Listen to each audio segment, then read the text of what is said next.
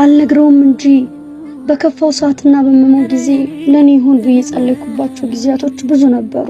ዛሬ ግን እነዛ ስሜቶች በጥቂት ህመሞች ልሻር መንገድ ላይ ነው። ቢሆንም ግን በዋሽ እኮሱ ነው። ዲኑ በሰላም ነው? ምን ነው አልመስልም? ለምን ትተሽኝ ሄድሽ?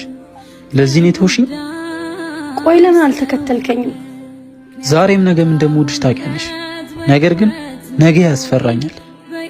አንተ ዛሬን እየፈራ ነገን አብዝተህ ትመኛለህ። እኔ ደግሞ ነገን እያመለኩ ዛሬን እፈራለሁ። ይሄ እኮ ነው ልዩነታችን። ነይስጭ